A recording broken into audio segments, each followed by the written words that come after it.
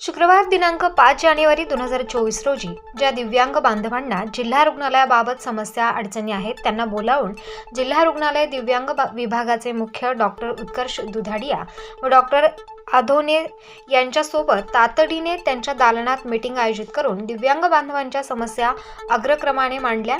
तसेच बोगस दिव्यांग प्रमाणपत्राबाबत तीव्र रोष निवेदनाद्वारे व्यक्त करून काही प्रमाणात झालेल्या सुधारणाबाबत काही प्रमाणात समाधान व्यक्त करून प्रलंबित असलेल्या दुर्लक्षित बाबींकडे प्रशासनाचे लक्ष वेधून स्पष्ट शब्दात विचारणा करून तीव्र नाराजी व्यक्त करण्यात आली। पुढील कालावधीत दिव्यांग प्रमाणपत्र प्रक्रिया सुलभ सोपी करून स्वतंत्र केस पेपर, एक्स-रे विभाग, विविध तपासणी विभाग एकाच छताखाली आणण्याची आग्रहपूर्वक मागणी करण्यात आली। अन्यथा कोणतीही पूर्वसूचना न देता प्रहार दिव्यांग क्रांती नाशिक जिल्हा संघटनेच्या वतीने शेकडो बांधवांसह आंदोलन करण्याचा इशारा देण्यात आलाय। यावेळी उपस्थित नवनियुक्त जिल्हाध्यक्ष रवींद्र टिळे, प्रहार ज्येष्ठ नेते बबलू मिर्झा, अरुण जाधव, नाशिक जिल्हा रुग्णसेवक रोहित पारख व सिन्नर तालुकाध्यक्ष भाऊसाहेब सांगळे, सिन्नर कार्याध्यक्ष संदीप आव्हाड, येवला तालुकाध्यक्ष सोमनाथ खुरासने, निफाड उपतालुकाध्यक्ष बापू राऊत, तालुकाध्यक्ष दिंडोरी जयवंत थेटे, नाशिक तालुका महासचिव यशवंत सापुते, नाशिक शहर सचिव पंकज सूर्यवंशी, प्रहार सेवक इगतपुरी, सोपान परदेशी, सुशीला सांगळे, राहुल जाधव, संजय पवार, बापू सानप, मोहिते तसेच सुरगाणा पेठ, देवळा, येवला, निफाड, दिंडोरी, सिन्नर, नाशिक येथील बहुसंख्य दिव्यांग बंधू भगिनी उपस्थित होते। आज रोजी बऱ्याचशा दिव्यांग बांधवांच्या तक्रारी असताना सर्व पदाधिकारी, प्रहार संघटनेचे सर्व पदाधिकारी या ठिकाणी येऊन आज डॉक्टर दुधाडिया सर यांच्याशी चर्चा करून एक निवेदन देण्यात आले आहे। एकाच छताखाली सर्व दिव्यांग बांधवांच्या तपासण्या झाल्या पाहिजे, एकाच ठिकाणी सर्व काम झाले पाहिजे।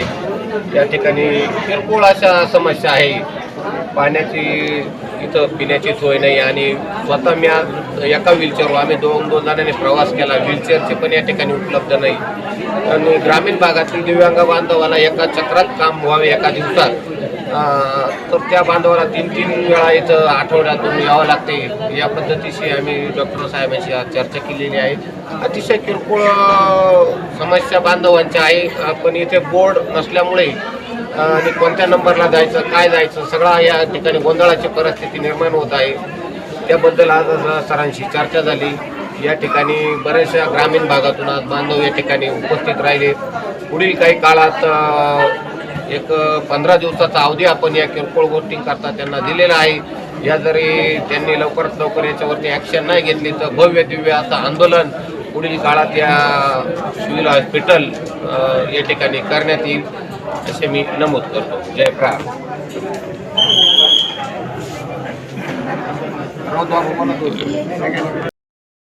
क्रांती संघटना यांच्या वतीने दिव्यांग बांधवांना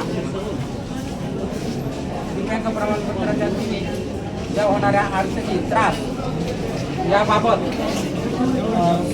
डॉक्टर साहेबांची भेट घेतली व त्यांना निवेदन दिले व आमच्या तीव्र भावना त्यांना व्यक्त केल्या।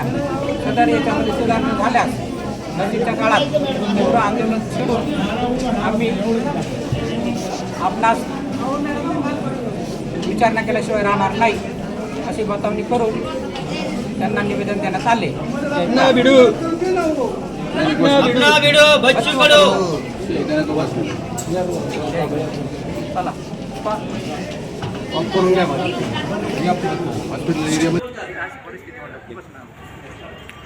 आज नाशिक या ठिकाणी संपूर्ण ग्रामीण भागातील दिव्यांग बांधव दर बुधवार आणि शुक्रवार या ठिकाणी येत आहे। बऱ्याचशा किरकोळ अशा समस्या बांधवांच्या आहे।